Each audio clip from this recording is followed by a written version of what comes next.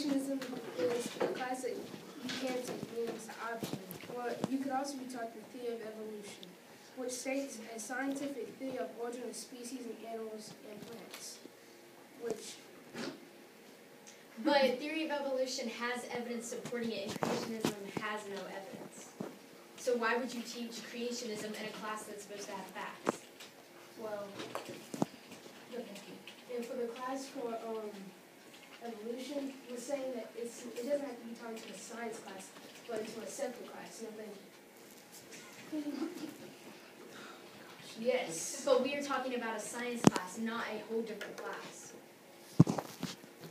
Saying that it should be another class, that way that it doesn't go into religion. But that's not the argument.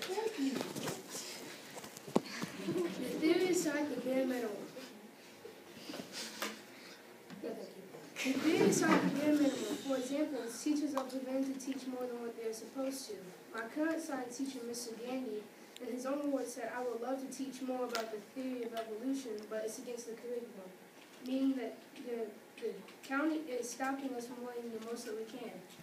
It might be against some religions, but that's why it should be an option to take the class and not being forced to. Yes. Your argument is that evolution should be taught along with creationism and intelligent design.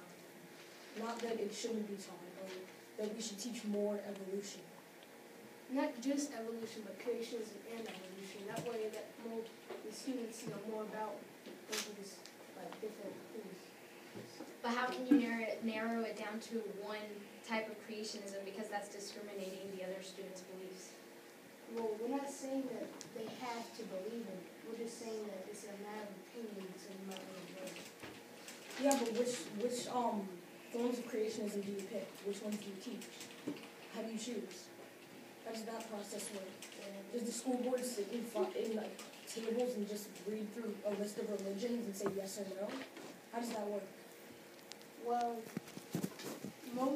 in the U.S., 71%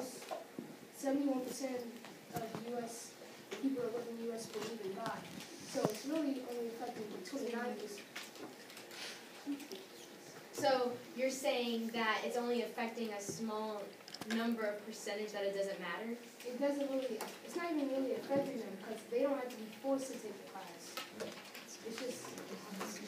So if it's a smaller percent, it doesn't matter. That means if we were to say, discriminate against a certain type of Asian, say they couldn't come to school and all, it doesn't matter because it's a small percent.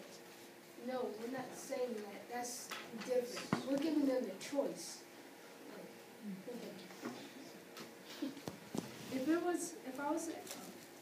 Going back to evolution, if I was to ask you to show me a picture of evolution, you would most likely show me a picture of apes becoming humans.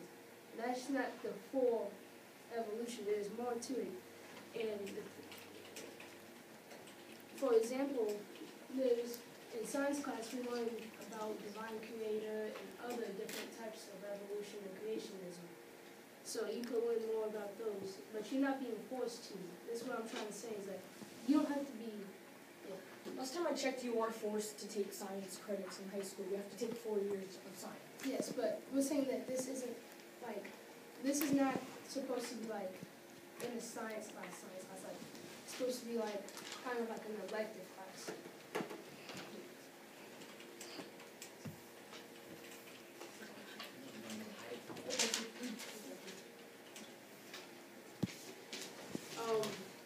So why wouldn't you want to be taught? Fine. Okay, it's good. Jeremiah? Kill it. Guys, audience.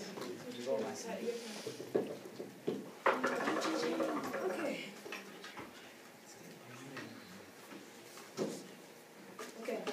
So what the proposition over here just said is basically that we should be learning creationism when we really shouldn't, because we're discriminating against other people's religions. On a website I found, it shows that there are over 300 religions in America, just in America. So how do you choose those? And I found that there are about 1,345 days in this school days altogether throughout high school and stuff, because 180. How do you split that up? What do you teach, like, for those 180 days a year? And in science class, you have to learn physics, chemistry. You have to learn about weather and water. How do you split that up? You can only have a limited amount of time to teach, say, evolution and creationism. How does that work? And with the limited amount of school, how do you pick which of the religions to teach? Yes, but for creationism, not all religions go along with creationism. Creationism is that a divine creator created life, which isn't all religions say. Well, how do you pick which forms of creationism to teach the kids? Are you just teaching them broadly that this is creationism? Because we already learned that, but I thought the argument was that we should be learning more about creationism and different types. Yes. Is that a credible website? Yes, it was. It was even if it wasn't a credible website, they're not going to make up fake religion. And Mr. Kennedy said that he said that one kid did a research on Martin Luther King Jr., but he went to an uncredible website and they gave him all false facts. Either way, if we're teaching creationism, it would be a unit. Christianity would be a unit. How long would that unit last? A couple days, a month? And how long will learning creationism help becoming a doctor or any new job? If you're like in science class, you're supposed to learn things about science. You can become a scientist, engineer, etc. How is learning about Jesus or Allah or whatever you believe in, how is that going to help you?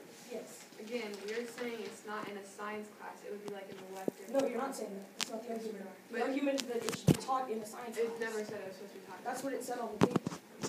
It said that should creationism be taught in a science class. That's what the argument is. I don't know if you misread it. But intelligent design is the belief that the universe was created with a specific number of protons and electrons placed by an intelligent being. If we learn that about Jesus, there are many things that say Jesus can, say, create an entire planet by waving his hand. That goes completely against the religion. Yes. You said that in the, like what it said, it didn't say you had to be teaching a core science class, meaning that you don't have to be forced to take it. If it said core class, If it was not the science class we're talking about, it wouldn't have said science class. It would have said an evolution class or a creationism class. It wouldn't have said science class. but If you want your kids learning, enroll them in schools that offer it. Like you could go to a private school that teaches them just Christianity. You could go to a Christian boarding school. You don't have to go to a public school. Public schools are for everyone. Anyone can attend a public school that lives in America and is an American citizen. So who are we to say that we should teach religion in those classes that are for people who've called America the melting pot of the world? And we have so many people coming in together with different beliefs. How are we going to teach them something that totally differs from their belief? A study shows that children develop from their birth, and they don't stop. Their brain doesn't fully develop until they're in their mid-20s, which shows that they're very vulnerable, and they might pick a religion that they think is cool. it never said anything about science class. It said schools should be required to teach creationism and intelligent design alongside the theory of evolution. Nowhere in that sentence it said anything about teaching them in science class. Well, the argument was that it should be taught in science class. Because you learn that. Just right. Theory of